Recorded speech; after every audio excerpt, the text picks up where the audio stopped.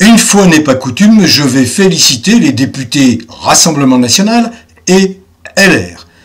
Ils sont à l'initiative du blocage de cette loi absurde, soutenue bien évidemment par des petits écolos politisés. Ce sont les zones à faible émission. Vous voyez, zones à faible émission. Ces zones à faible émission ont été mises en place en 2019 et étendues en 2021. Sauf que s'il est une mesure stupide, c'est bien celle-là. Parce que rien ne prouve que cette mesure est efficace pour éviter la pollution de l'air. Alors les fameuses vignettes critères terminées. Terminées, enfin, parce que cette mesure a soulevé des protestations partout, puisqu'elle crée une discrimination basée sur l'argent. Si vous êtes riche, vous pouvez vous payer un véhicule qui n'émet pas beaucoup de gaz polluants, bien, mais si vous êtes quelqu'un qui est au chômage, qui touche le RSA ou simplement qui n'a pas de gros revenus, vous n'avez pas les moyens de changer votre voiture et vous êtes pénalisé et donc vous êtes interdit de circuler dans ces zones-là. C'était scandaleux. Et qui est à l'origine? Des gens soi-disant humanistes, vous voyez, gens qui veulent protéger l'environnement. Mais on les connaît maintenant, on les connaît. Alors, donc, une commission spéciale de l'Assemblée nationale a voté contre, a décidé, a accepté les amendements proposés par le Rassemblement national et les Républicains qui visent à supprimer ces zones à faible émission. Je reprends un terme là sur un article de la Tribune, qui exacerbe bien évidemment les inégalités. Une fois n'est pas coutume, l'Assemblée nationale joue un rôle bienveillant, joue un rôle de bon sens. Alors l'Assemblée nationale, par contre, elle est inqualifiable quand elle maintient en poste Bayrou et quand elle maintient en poste, bien évidemment, Macron. Alors le Macron qui se singularise, qui ne cesse de se singulariser sur la scène internationale. Il n'en déborde pas, il veut absolument faire la guerre aux Russes. Voilà, c'est son obsession. Pourquoi? Vous le savez, il a été ridiculisé par Poutine, l'épisode de la table de 7 mètres, où Poutine le reçoit, il le place au bout de la table de 7 mètres, alors que quand Poutine reçoit un chef d'État étranger, il le reçoit avec beaucoup de courtoisie et sur une table tout à fait normale avec des sièges rapprochés. Non, il a parfaitement identifié Macron, il sait qui il est, et donc il sait dans quelle estime le foutriquet est tenu par son propre pays, par son propre peuple, donc il n'a pas eu à avoir des égards vis-à-vis de Macron. Et Macron ne supporte pas. C'est un autocentré, c'est un type qui est tout sauf intelligent, c'est un type qui a été très bien défini par quelques psychiatres, psychologues, je parlais de Ségatori, mais il y en a d'autres. L'individu, si vous voulez, il est privé d'accès à la transcendance. C'est-à-dire qu'il ne peut pas, il n'a pas accès à la spiritualité, au spirituel. Or, nous, on sait très bien que nous ne sommes pas que matière, nous sommes également immatière, esprit. Bon. Par contre, donc, ça l'autorise, se croit autorisé à transgresser toutes les règles, sans se soucier à aucun moment des conséquences. C'est la raison pour laquelle il s'est permis d'insulter régulièrement les Français, les connards, je vais vous emmerder, vous êtes des feignants, etc., etc. Bien. Alors le Macron, je disais, je ne veux pas être trop long dans mon propos, il se singularise. Pourquoi? Eh bien, parce que il est le seul va-t-en-guerre, pratiquement maintenant, au sein de l'Union européenne, au sein des 27 pays européens. Il y a 2 pays qui se distinguent, et bravo à eux, à ces deux pays, bravo aux dirigeants de ces deux pays. Il y a Madame Meloni, qui est chef du gouvernement italien, qui ne veut absolument pas s'engager dans un conflit en Ukraine, qui serait un conflit contre la Russie, et également le monsieur Orban, qui est le président de la Hongrie, qui lui voit ça d'un très mauvais œil. Il entend conserver de très bonnes relations avec les voisins russes. Mais le climat change. Pourquoi? Parce que, bien sûr que ce conflit ukrainien, il est perdu par l'Ukraine. La malheureuse Ukraine, qui est malmenée depuis 2014 par un régime néo-nazi. Aujourd'hui, c'est Zelensky. Zelensky, pourtant, qui est un russophone. Hein.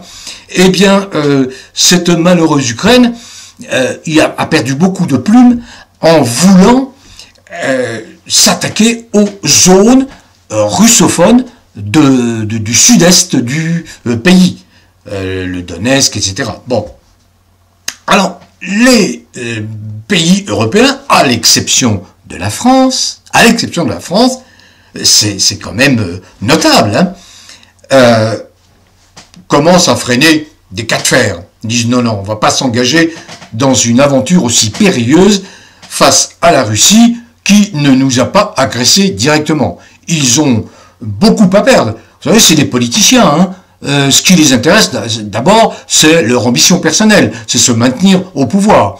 Et là, ils ont évalué les dangers d'enclencher un conflit, d'autant que les États-Unis ne vont certainement pas participer à ce conflit. Nous ne sommes pas du tout dans la configuration de la Seconde Guerre mondiale, avec des ennemis clairement identifiés, les nazis, et d'un côté l'Union soviétique et de l'autre côté les Occidentaux. Là non.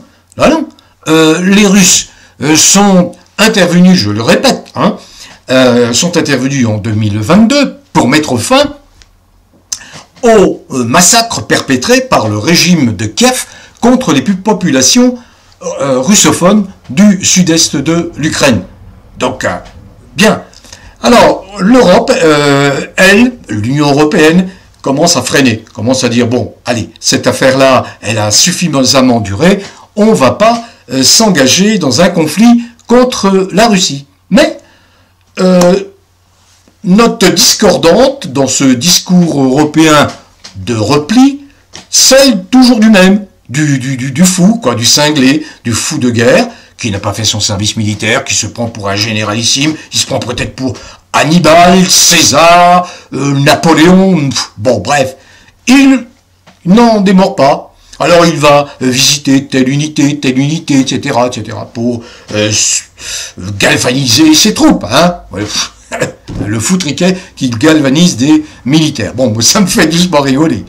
Sauf que, ben non, les autres Européens, et ça c'est un signe plutôt rassurant, disent non. Dans la mesure où les États-Unis ont engagé des pourparlers de paix et que ces pourparlers sont en bonne voie d'aboutir à une paix effective entre la Russie et l'Ukraine, on ne va pas, précisément à ce moment-là, très mal choisi, jeter de l'huile sur le feu, manifester notre présence, nous, Union européenne, alors que l'Union européenne n'a rien d'un État fédéral. L'Union européenne n'est qu'un assemblage d'intérêts financiers, d'intérêts pour les ultra-riches. Voilà, c'est la raison pour laquelle, en France, en 2005, les Français avaient voté contre l'adhésion à l'Union européenne, et c'est Sarkozy, qui est en procès à propos de l'affaire Kadhafi actuellement, c'est Sarkozy qui a trahi les Français en 2007 et 2008.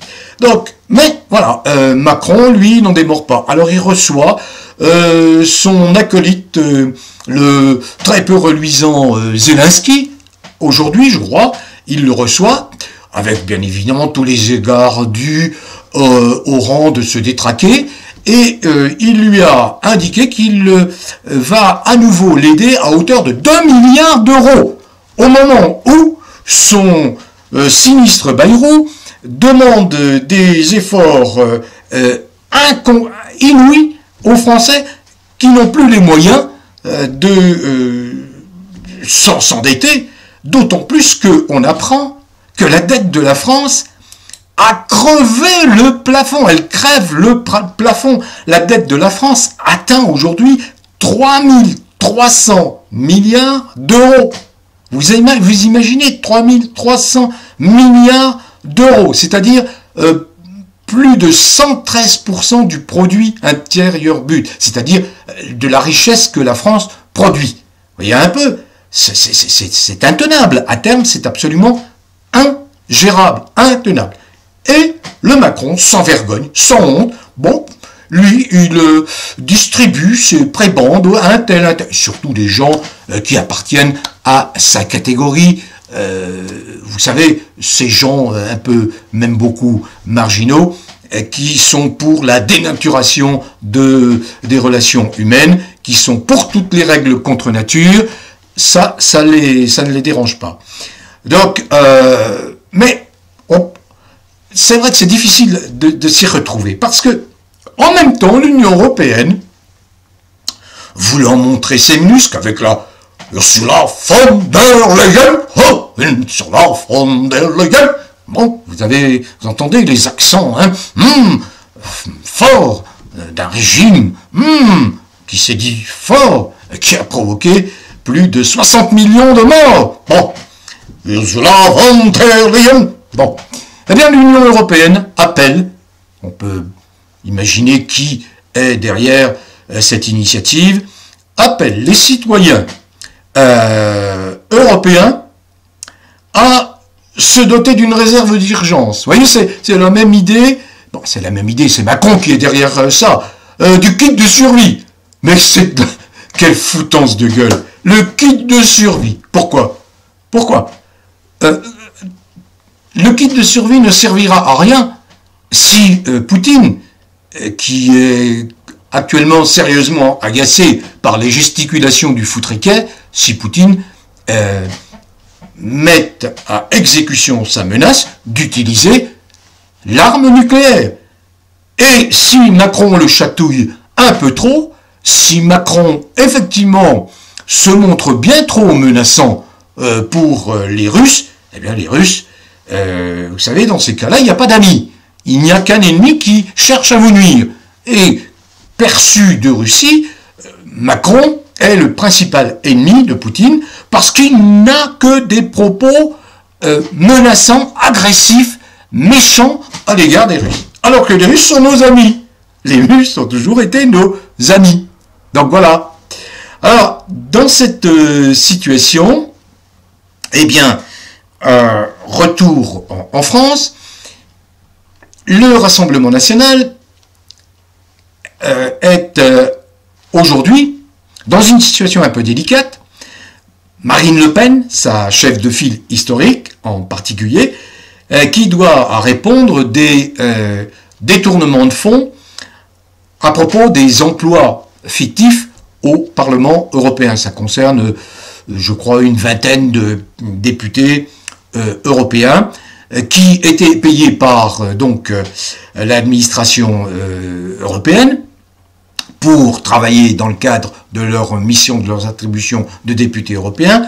Or, il semblerait que, mais ce n'est pas le seul qui a pratiqué de cette façon, hein, ça a été reproché au MoDem également, alors qu'en réalité, ces assistants parlementaires travaillaient directement en France pour le parti qui était le Front National, je crois, à l'époque. Le MoDem a été visé par cela, et je crois également la France Insoumise. Mais donc, Marine Le Pen va connaître son sort. Elle risque, parce que ce sont les réquisitions du parquet, elle risque une inéligibilité pendant 5 ans. Et la décision va être prise au tribunal correctionnel de Paris lundi prochain, ce 31 mars. Alors, sera-t-elle inéligible et auquel cas elle ne pourra pas se présenter à l'élection présidentielle de 2027? Peut-être que ça fait les affaires de son dauphin Bardella, ça, allez voir, allez savoir. Hein. Il n'empêche que, comme le nouveau président du Conseil constitutionnel, parce que le Conseil constitutionnel va certainement être saisi par Marine Le Pen en cas de décision défavorable qui la priverait de se présenter à l'élection présidentielle de 2027, pardon. Mais le Conseil constitutionnel a changé de président et à sa tête se trouve un dénommé Richard Ferrand, et qui n'a dû son élection qu'à l'abstention du Rassemblement national. Voyez un petit peu. Bon, voilà. Alors, je ne me risque à aucun pari, mais j'imagine que Marine Le Pen, même si elle est frappée d'inéligibilité, elle va saisir le Conseil constitutionnel, et il est possible, compte tenu des éléments que je viens de vous indiquer, que le Conseil constitutionnel invalide la décision et que Marine Le Pen puisse se présenter. Allez, je conclus. Je conclus sur une chose, c'est que ce n'est pas mon ton un peu détendu, badin, qui doit nous faire oublier la situation catastrophique, dramatique de la France. La France s'effondre. C'est le seul pays en Europe qui s'effondre dans de telles proportions. Qui est coupable? Je le dis très clairement, ce sont ceux qui détiennent de fait le pouvoir, c'est-à-dire les parlementaires, en particulier les députés. Les députés sont devenus les principaux détenteurs du pouvoir aux élections législatives de 2022. C'est eux qui détiennent le pouvoir. Ce pouvoir a été confirmé après la dissolution de l'Assemblée nationale en juin 2024, confirmé par un résultat: l'exécutif qui ne dispose pas de majorité à l'Assemblée nationale, il ne peut gouverner sainement, sereinement, en tout cas en respectant la volonté des électeurs. Or, le foutriquet Freluquet n'en a cure, il s'en tape. Encore une fois, c'est un type qui n'a pas accès à la réflexion, à la philosophie profonde, il n'a pas accès à la transcendance, à l'esprit. Il est dans le mimétisme parce que il est comme tous les crétins. Il est convaincu de sa supériorité, du fait qu'il est un être rayonnant, alors qu'il est tout le contraire. Vous avez déjà discuté avec un crétin? Voilà, il est là, il pérore, il vous prend de haut, etc. C'est ça Macron. Donc Macron, lui, il n'a toujours pas intégré le fait qu'il n'a plus le pouvoir depuis 2022.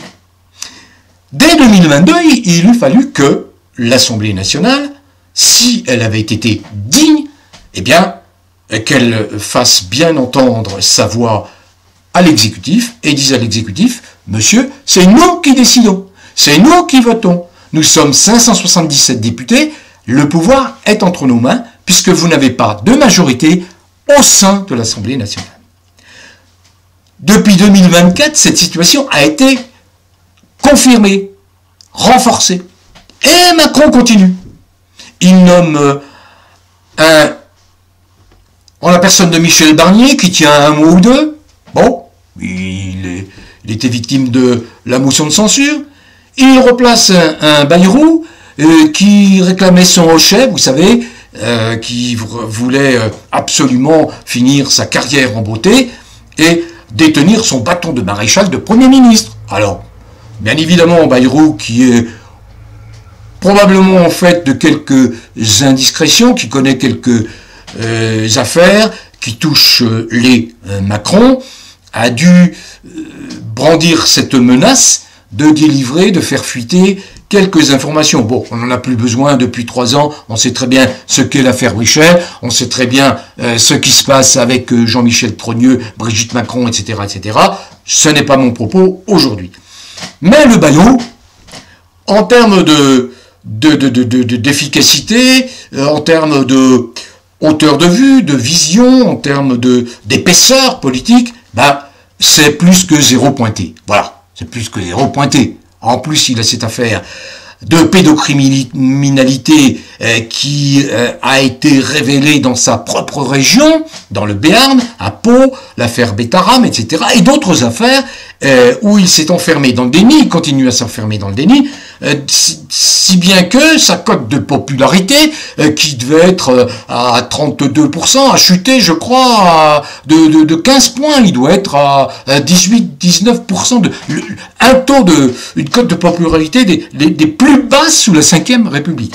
Mais Macron le maintient encore en place. Donc, bon, voilà. Alors, si de toute façon, l'Assemblée nationale se comporte de façon indigne, parce que on ne peut pas laisser au pouvoir, on ne peut pas laisser un exécutif qui ne représente plus rien, qui ne travaille que pour ses propres intérêts. Imaginez un peu, regardez, celle qui prétend être Brigitte Macron, qui s'appelle Jean-Michel Trogneux, d'après toutes les informations que l'on a réunies, nous coûte presque 500 000 € par an, juste pour s'entretenir. Demandez à Yvonne de Gaulle comment elle agissait. Les de Gaulle payaient sur les indemnités du général leurs frais personnels. Il n'y avait pas de budget. D'abord, le statut de première dame n'existe pas. Enfin, de premier monsieur pour Brigitte Macron. Donc, cette situation est absolument intenable, avec toutes les révélations qui sont intervenues, avec l'aide effectivement de deux journalistes de renom aux États-Unis, Candace Owens et Tucker Carlson, qui eux ont répandu cette information selon laquelle Brigitte Macron n'est certainement pas une femme. Avec toutes ces informations, que font ces députés? Pourquoi ne tiennent-ils pas compte de cette information, de ces informations qui sont de la plus grande importance, parce qu'il y a au plus haut sommet de l'État un scandale qui est un scandale inacceptable pour un pays qui se prétend république et démocratie. Voyons, il y a usurpation d'identité, et puis on peut décliner tout un ensemble de méfaits, de délits consécutifs à la présence de ce couple, qui n'est pas conforme, Bien. Que font les députés? Ils sont indignes. Ce sont des lâches. Je n'essaie de cesse de le répéter. Seule la France insoumise, il y a quelques mois, par la voix du député Léaumont, a engagé un processus de destitution en vertu de l'article 68, qui s'y est opposé le Rassemblement national. Alors le Rassemblement national serait bien inspiré de se bouger les fesses, et cette fois, si un groupe à l'Assemblée nationale s'engage dans la destitution, eh bien qu'il suive, qu'il fasse abstraction de toutes ces guéguerres stériles. Comprenez bien que les électeurs du Front National sont plus de 65% à demander, exiger que Bayrou soit éjecté, qu'il soit censuré. Ils sont 75% à la France insoumise.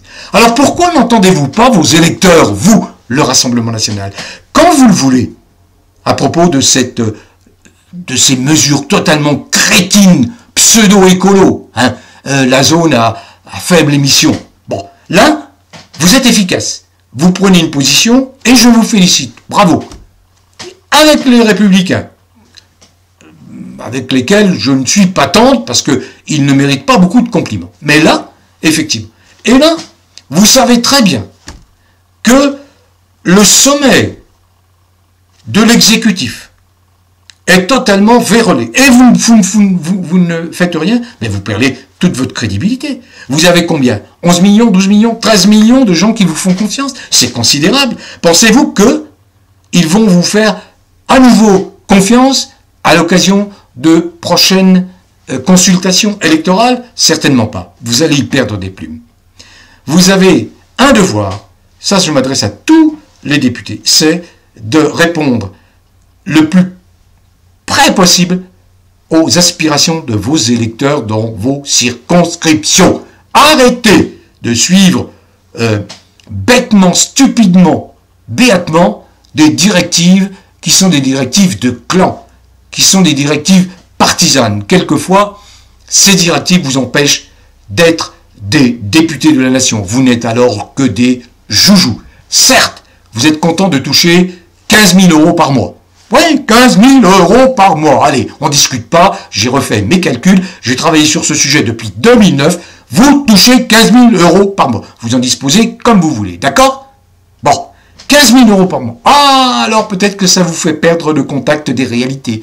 Les gens modestes, les humbles, etc. Vous vous embourgeoisez soudain, d'accord? Mais vous ignorez que le mandat n'est qu'un mandat provisoire. Il ne dure que 5 ans. Ok? Voilà. Voilà tout ce que je voulais vous parler aujourd'hui. En attendant, prenez soin de vous, cultivez le bien-être et tâchez de bien vous porter. Bon vent à tous.